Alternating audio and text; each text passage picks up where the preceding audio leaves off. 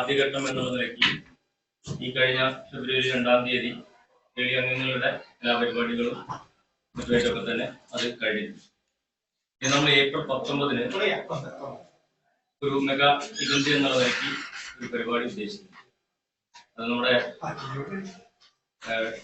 Doctor GS പ്രദീപിന്റെ ഒരു ഇവന്റാണ് April 19. അതിന്റെ poster launching ആയിട്ട് ബന്ധപ്പെട്ടാണ് നമ്മൾ വിളിച്ചത്. കൂടുതൽ കാര്യങ്ങളൊക്കെ തന്നെ ഇതിന്റെ നമ്മുടെ കേരള സെക്രട്ടറി സുരേഷ് കണ്ണൂർ പറയുന്നു. ഇന്ന് നിങ്ങളെ കാണാൻ വന്നത് കേളിയുടെ 23-ാം വാർഷികം അതിവിപുലമായി ആചരിക്കാൻ സംഘടന തീരുമാനിച്ചു. അതിന്റെ 1-ാം ഘട്ടം നമ്മൾ ഫെബ്രുവരി 2-ന് നടത്തി കഴിഞ്ഞിട്ടുണ്ട്. 2-ാം ഘട്ടം എന്ന രീതിയിൽ നമ്മൾ തീരുമാനിച്ചിട്ടുള്ളത് ഏപ്രിൽ 19-ന് മലാസിലുള്ള ലുലുവിന്റെ അറീനയിൽ വെച്ചിട്ടാണ്, ടോപ്പ് ഫ്ലോറിൽ വെച്ചാണ് പരിപാടി ആസൂത്രണം ചെയ്തിട്ടുള്ളത്. ഇതിന്റെ ഭാഗമായിട്ടാണ് നിങ്ങളെയൊക്കെ കാണാൻ ഇവിടെ വന്നിട്ടുള്ളത്. കേളിയെ സംബന്ധിച്ചിടത്തോളം റിയാദിലെ മാധ്യമ പ്രവർത്തകർ നിരന്തരം നമ്മുടെ വാർത്തകളും ഒക്കെ തന്നെ നല്ല രീതിയിൽ പൊതുസമൂഹത്തിൽ എത്തിക്കാൻ സഹായിക്കുന്നു. അതൊക്കെ തന്നെ ഞങ്ങൾ കടപ്പെട്ടിരിക്കുകയാണ്. അതുകൊണ്ട് തന്നെയാണ് ഓരോ നല്ല പുതിയ പരിപാടികൾ ആസൂത്രണം ചെയ്യുമ്പോഴും നിങ്ങളെ കണ്ട് കാര്യങ്ങൾ ബോധ്യപ്പെടുത്തിക്കൊണ്ട് പൊതുസമൂഹത്തിലേക്ക് ഇറങ്ങി അതിന്റെ പൊതുസമൂഹത്തിന്റെ സ്വീകാര്യത വാങ്ങിയെടുക്കുന്ന പ്രവർത്തനത്തിന്റെ ഭാഗമായി നിങ്ങളൊക്കെ ഉണ്ടാവണമെന്ന് അഭ്യർത്ഥിക്കുക. ആമുഖമായിട്ട് നമ്മുടെ ഈ പരിപാടിയുടെ കൺവീനർ കാര്യങ്ങൾ സൂചിപ്പിച്ചിട്ടുണ്ട്. ആദ്യ ഘട്ടത്തിൽ നമ്മൾ നാട്ടിൽ നിന്ന് ദേശാഭിമാനി വാരികയുടെ പത്രാധിപരായിട്ടുള്ള ശ്രീ KP മോഹൻ മാസ്റ്ററാണ് നമ്മൾ അതിന്റെ ഉദ്ഘാടനത്തിൽ വന്നിട്ടുള്ളത്. ഏപ്രിൽ 19-ന് റിവേഴ്സ് ക്യൂസ് മാസ്റ്ററായിട്ടുള്ള ഇന്ത്യയിൽ മാത്രമല്ല മറ്റു രാജ്യങ്ങളിലടക്കം അറിയപ്പെടുന്ന ഒരു ക്യൂസ് മാസ്റ്ററാണ് GS പ്രദീപ്. അദ്ദേഹം നയിക്കുന്ന 2 മണിക്കൂർ നീണ്ടു നിൽക്കുന്ന ഒരു ക്യൂസ് പ്രോഗ്രാമും അതുമായി ബന്ധപ്പെട്ടുകൊണ്ടുള്ള പരിപാടികളുമാണ്. അതിനുശേഷം നാട്ടിൽ നിന്ന് അറിയപ്പെടുന്ന ഗായകരായിട്ടുള്ള അൻവർ സാദത്തും അതുപോലെ തന്നെ ലക്ഷ്മി ചേരും അവരുടെ ഗാനമേളയും 2 മണിക്കൂർ നീണ്ടു നിൽക്കുന്ന ഗാനമേളയും നടത്തുവാനാണ് ഇപ്പോൾ നമ്മൾ തീരുമാനമെടുത്തിട്ടുള്ളത്. ലൈസൻസ് എടുത്തിട്ട് അതിന്റെ എല്ലാ ചുറ്റവട്ടങ്ങളും ഇവിടുത്തെ സൗദി നിയമത്തിനുള്ളിൽ നിന്നുകൊണ്ടുള്ള എല്ലാ പ്രവർത്തനങ്ങളും നമ്മൾ ഏറ്റെടുത്തുകൊണ്ട് മുന്നോട്ട് പോവുകയാണ്. അതിന്റെ സംഘാടക സമിതി അത് വിജയിപ്പിക്കാനുള്ള പ്രവർത്തനങ്ങളൊക്കെ ഏറ്റെടുത്തുകൊണ്ട് മുന്നോട്ട് പോവുകയാണ്. ബാക്കി കാര്യങ്ങളൊക്കെ തന്നെ നമ്മുടെ മറ്റ് നിങ്ങൾക്ക് തന്ന ലിസ്റ്റിലൊക്കെ തന്നെ പ്രസ് റിലീസിലൊക്കെ തന്നെ കാര്യങ്ങളൊക്കെ തന്നെ പറഞ്ഞു പോയിട്ടുണ്ട്. നമ്മള് 23-ാമത്തെ വാർഷികമാണ്. 2001-ൽ കേളി ആരംഭിച്ച് ഒട്ടനവധി ജീവകാരുണ്യ സാംസ്കാരിക സാമൂഹിക മണ്ഡലങ്ങളിൽ നിറഞ്ഞു നിന്ന് പ്രവർത്തിക്കുന്ന ഒരു സംഘടന എന്ന രീതിയിൽ പൊതുസമൂഹത്തെ ഉൾപ്പെടുത്തിക്കൊണ്ട് ഇത്തരം കാര്യങ്ങളൊക്കെ തന്നെ നിങ്ങളെ അറിയിക്കാനാണ് ഇന്നിവിടെ എത്തിയിട്ടുള്ളത്. അതോടൊപ്പം തന്നെ ഈ വരുന്ന വെള്ളിയാഴ്ച നമ്മുടെ ജ്വാല കുടുംബവേദിയുടെ കേളിയുടെ ഭാഗമായിട്ടുള്ള കുടുംബവേദിയുടെ പരിപാടി നടക്കുകയാണ്.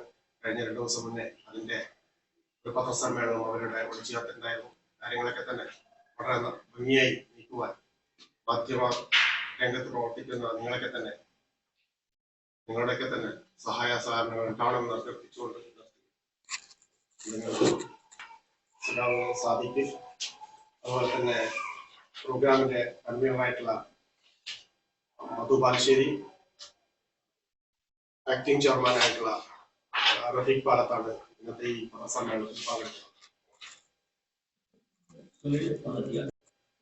മെഗാ തിരുവാതിര നടത്താൻ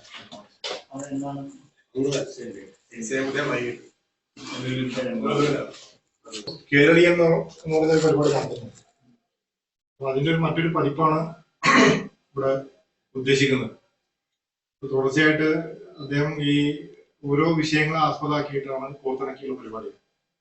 ഇതിൽ കൂടെ ഈ കലാപരിപാടികളും പിന്നെ മറ്റ് നൃത്തങ്ങളൊക്കെ കൂടി മിക്സ് ചെയ്തുകൊണ്ട് അശ്വമേധം മാത്രമല്ല അതിന്റെ കൂടെ തന്നെ മറ്റു പരിപാടികൾ കൂടെ മിക്സ് ചെയ്തുകൊണ്ട് കേരളത്തിന്റെ ഇന്നത്തെ കേരളം ഇന്നായ ഈ രൂപത്തിൽ അതിനെക്കുറിച്ച് എത്ര മണിക്കൂറാണ് ഉദ്ദേശിച്ചത്?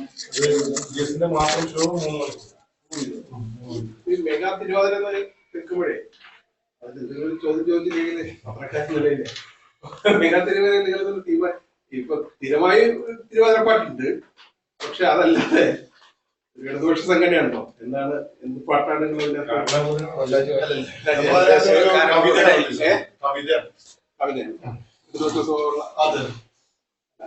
ചോദിച്ചില്ലെങ്കിൽ ഞാൻ വൈകി കൊല്ലുന്നുണ്ടാണ്.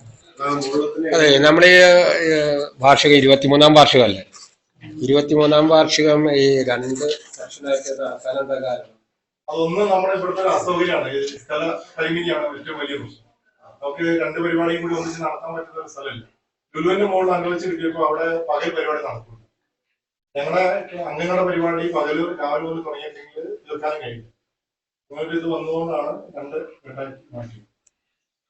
ഈ അശ്വമേധത്തിലേക്ക് ആളെ തിരഞ്ഞെടുക്കുന്നത് എങ്ങനെയാണ്? അവിടെ വെച്ചിട്ട് തന്നെയാണ് അത് പ്രദീപ് പറഞ്ഞത്. പിന്നെ ഓഡിയൻസിൽ തന്നെ സെലക്ഷൻ നടത്തുമെന്നാണ് പറഞ്ഞത്.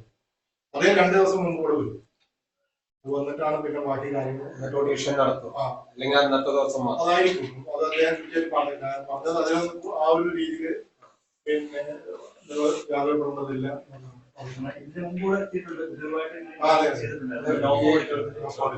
ഈ പരിപാടിയില് കുട്ടികളെ പങ്കെടുപ്പിക്കുന്ന സ്കൂളുകളുമായിട്ട് ബന്ധപ്പെട്ട് ഇങ്ങനെ മൊത്തത്തിലെല്ലാം പൊതുജനങ്ങൾക്ക് പറഞ്ഞിട്ടുണ്ട്.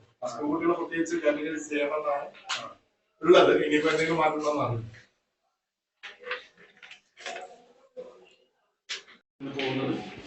വേറെ ഇതുവരെ കാണാത്ത രീതിയിലുള്ള വലിയൊരു ഇന്റലക്ച്വൽ ഇന്റലിജന്റ് ഷോ ആയിട്ട് അതിനെ മാറ്റിയെടുക്കുവാനും ഇതിനകത്ത് പ്രവാസികൾ എസ്പെഷ്യലി ഇന്ന് വളർന്നു വരുന്ന തലമുറ പ്രവാസികളൊക്കെ തന്നെ അതിൽ വലിയ രീതിയിൽ ഒരു ഭാഗഭാക്കാവും എന്നുള്ള പ്രതീക്ഷ നമുക്കുണ്ട്. ആ രീതിയിൽ വലിയൊരു പരിപാടിയാക്കി മാറ്റാൻ ഇത് കഴിയുമെന്നതിന് പറ്റിയൊരു വെന്യുമാണ് നമുക്ക് കിട്ടിയിരിക്കുന്നത്. അതിൻ്റെ കാര്യങ്ങളൊക്കെ തന്നെ ഇവിടെ പറഞ്ഞു കഴിഞ്ഞു. ഇനി വേണ്ടത് നമ്മുടെ പ്രത്യേക മാധ്യമപ്രവർത്തകരുടെ പൂർണ്ണമായ സപ്പോർട്ടാണ്. ഇത്രയും കാര്യങ്ങളുമായിട്ട് ബന്ധപ്പെട്ട് പറയാൻ എന്തായാലും അറിയാതെ കാണാത്ത രീതിയിലുള്ള വലിയൊരു വ്യത്യസ്തമായ ഷോ നമ്മൾ കൊണ്ടുവരുമെന്നുള്ളതാണ്. പഴയ രീതിയിലുള്ള അശ്വമേധവും ഈ പറഞ്ഞ കേരളീയവും എല്ലാം കൂടെ മിക്സ് ചെയ്തുകൊണ്ട് ഒരു പ്രത്യേക രീതിയിൽ അവതരിപ്പിക്കാനാണ് തയ്യാറായി വരുന്നത്. ഇത്രയും കാര്യങ്ങൾ മാത്രമാണ് ഇതിനകത്ത്. എത്ര പേരാ നിങ്ങൾ പ്രതീക്ഷിക്കുന്ന അത്ര കൊള്ളു അവിടെ ഒന്നും പോയി നോക്കും. അവിടെ